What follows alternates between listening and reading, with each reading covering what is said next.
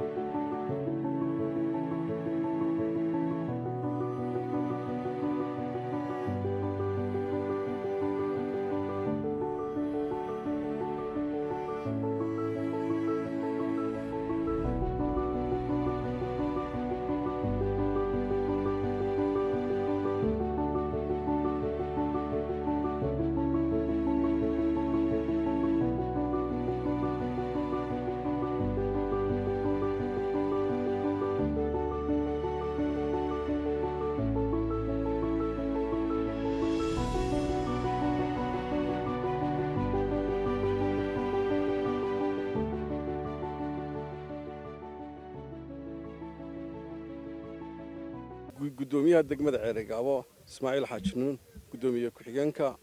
Cabdiraxmaan xogeyaha iyo xildhibaanada iyo dhammaan martisharafta ka soo qayb gashay qaybinta biyaha waxaan ku salaamayaa assalaamu calaykum waraxmatullaahi wabarakaatu anigoo gudoomiyaha shirkadda Dahabshiil Group ee gobolka Sanaag waxaan ku wareejinayaa maamulka degmada Ceerigaabo 130 booyadood oo ay shirkaddu ugu tala gashay biyo dhaamiska abaaraha ee ka jira dalka waxayna ka mid yihiin 4,000 oo in ka badan oo ay goobaha meelaha Soomaalidu degto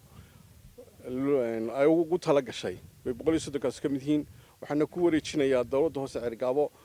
waxaana ka mid ahayd guddida abaaraha heer qaran bay soo martay marka 130 ka booyadood baan ku wareejinayaa maamulka dawladda hoose degmada Ceerigaabo si ay goobaha ugu muhiimsan ee baahidu ka jirta u gaarsiiyaan shirkadda Dahabshiil baana ku daday qaybteeda Dahabshiil Foundation sida laashigeed waxaan rajaynaynaa in goobihii loogu tagay dadkii baahnaa ay biyaha su gaaraan insha Allah iyadoo aan ogahay heel degmo iyo mas'uuliyiinta loo xisaaray inay gaarsiin doonaan meelihii loo tala galay assalaamu calaykum waraxmatullahi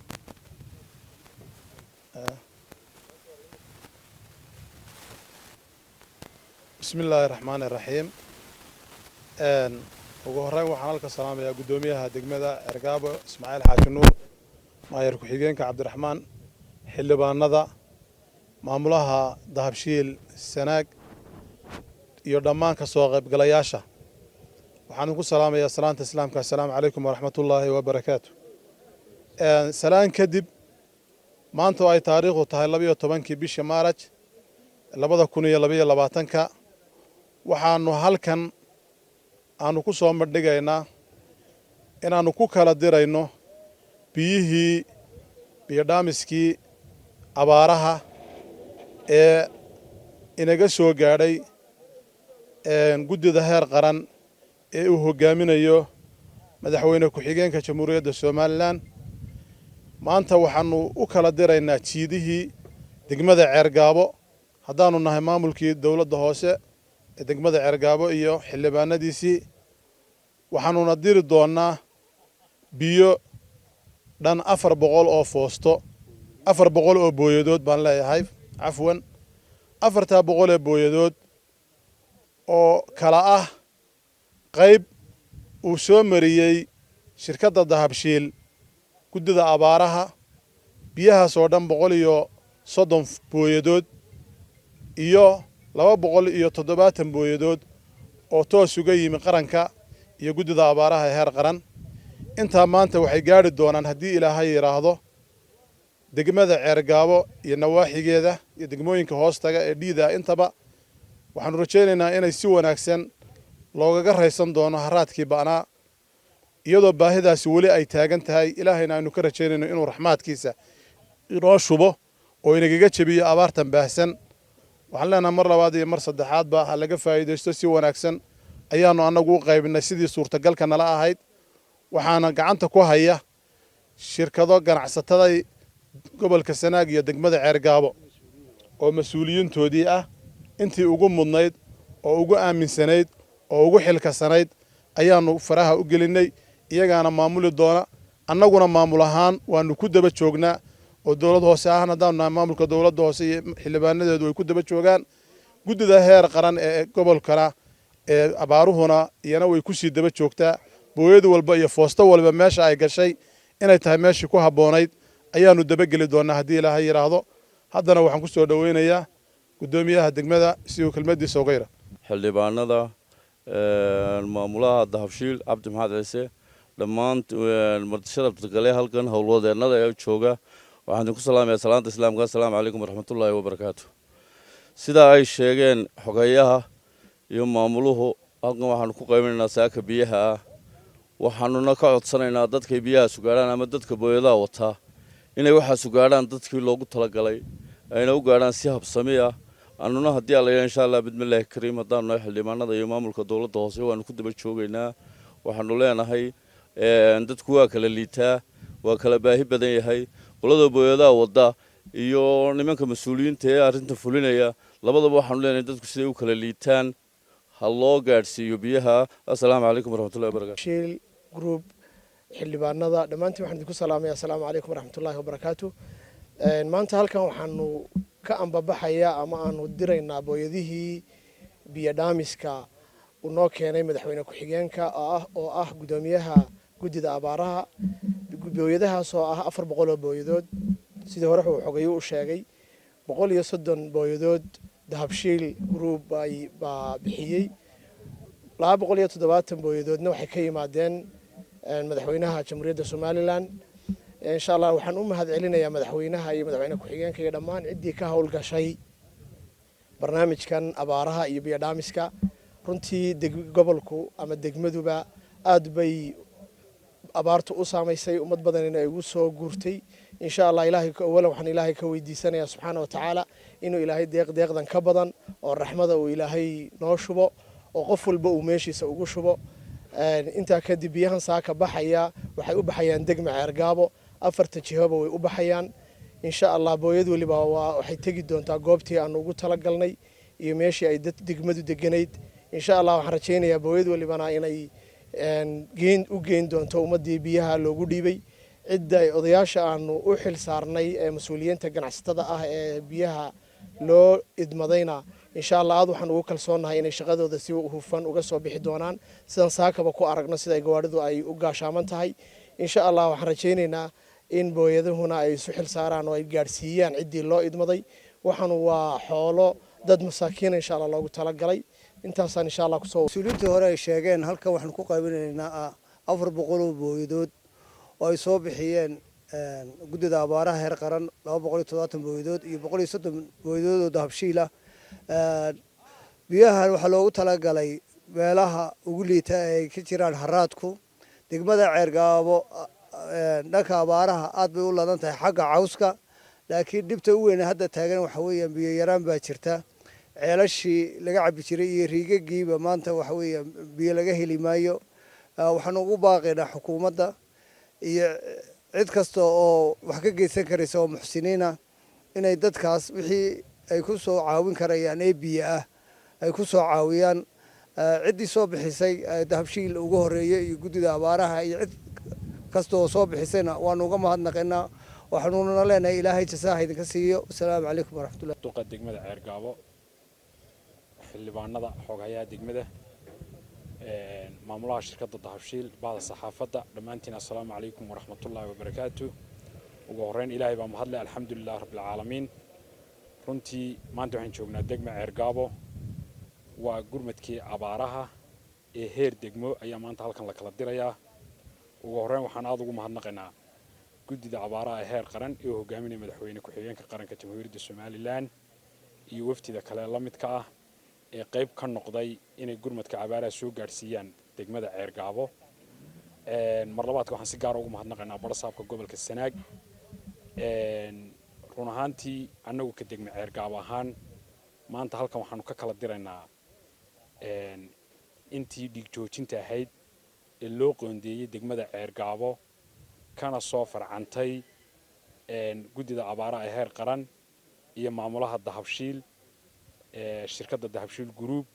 labaduba run ahaantii waxay soo dhex martay guddida heer qaran ee abaaraha gurmadka abaaraha labadaba waxaan leenahay dahabshiil groupna aad baad u mahadsan tahay madaxweynaha qarankana aad buu mahadsan yahay iyo guddida abaaruba intaa marka laga tago maanta halka waxaa ka baxaya qoondadii degmada ceergaabo ugu tala gashay ummadda tabaalaysan ee ku xeeran degmada ceergaabo run ahaantii waxaanu annagu usoo xullay oo u soo garannay sidii ay u kala liitaan bulshada wax ma wada gaari karaan ilaahay baa wax wada gaarsiiya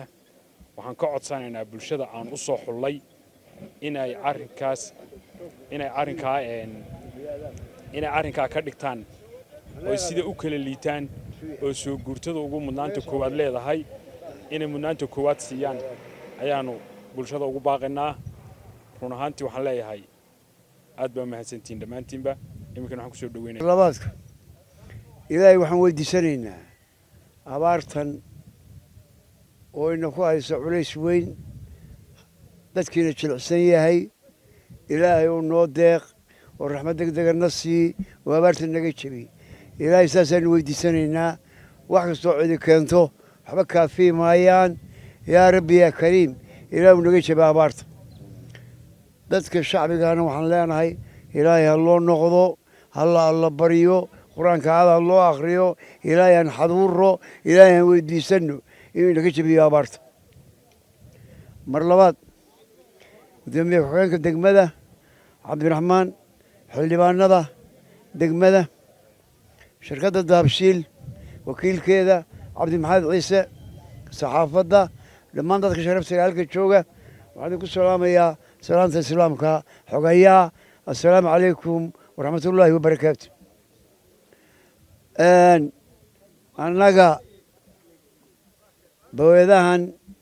waxay soo dhex mareen sida laydiin sheegay waxaa keenay guddida qaranka ee abaaraha waxay soo mariyeen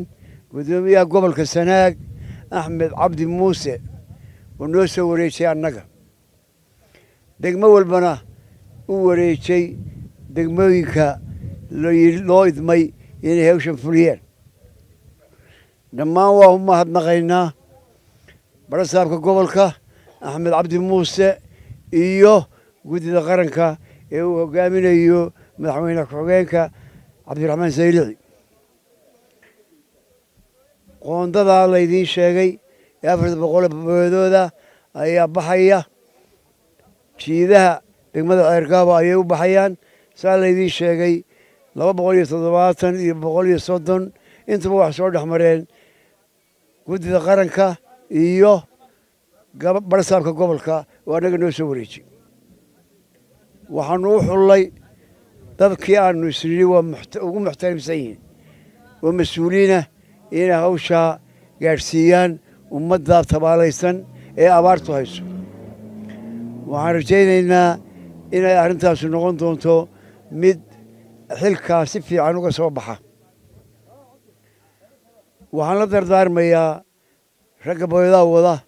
ee dhallinyarada ah ee dirawallada ah waxaan idinka codsanaynaa inaad si fiican biyaha u qaybisaan oo u gaadhsiisaan dadkaa tabaalaysan ayaan idinka codsanaynaa nin weliba inuu mas-uuliyadda isa saaro ayaan idinka codsanaynaa abaar baa jirta dadku kolley waa idinku qaylinayaa buuqu iska jirayaa waxaan codsanaynaa inaad mas-uuliyad adag isa saartaan oo weliba dhinaca dadka si fiican biyaha u gaadhsiisaan ayaan idinka idinka codsanaya waxaan rajaynayaa ilaahay wax kastoo uu keeno baryadaysa lagaga baxaa ilaahay abaarta inuu naga jebiyo maantana waxaan rajaynaynaa intaasu inay gaadhaan oo dhiig joojin u noqdaan wasalaamu calaykum waraxmatullaahi wabarakaatu daabshiil shirkadda daabshiil saa laydiin sheegay isaga maamulaha 130 boodood buu nagu soo wareejay oo soo dhex maray guddiga qaranka oo la wada ogaa aad baan ugu mahadnaqaynaa dahabshiil mar labaad iyo mar saddexaad waxaanu leenahay haddaan abaartu jabin waa kugu soo noqonaynaa noo soo kordhi sida gobollada kale shirkadaha kale Somaliland ee degan Hargeysa weli waxba idin kama hayno dahabshiil unba ugu horreeye idinkana waa idin sugaynaa waanu leenahay wassalaamu calaykum waraxmatullaahi wabarakaatu dahabshiil oo la jaan qaadaya isbeddelka tiknoolajiyadda kuna fududaynaya hannaanka aad lacag u diri karto waxa uu hadda kuu soo kordhiyey in marka aad lacag dirayso aad ku bixin karto kaadhkaaga bangiga dhammaan xarumaha dahabshiil ee qaaradda Yurub abka dahabshiil oo aad kala soo degi karto Play Store iyo App Store ayaa kuu sahlaya in meel kasta oo aad joogto aad lacagaha si fudud uga diri karto sidoo kale website-ka dahabshiil ayaad si fudud lacag uga dhex diri kartaa goob kasta iyo goor kasta lacag kasta oo aad dirto waxa uu qofkaad lacagta u dirtay sikimo gudahoodu ku helayaa adeegga e-dahab ee moobilkiisa gacanta waxa loogu shubi karaa akoonkiisa bangiga dahabshiil amaba waxa uu ka qaadan karaa dhammaan barnaamijyada dahabshiil ee dunida dacaladeeda dahabshiil hawl fudaydiyahaaga maaliyadeed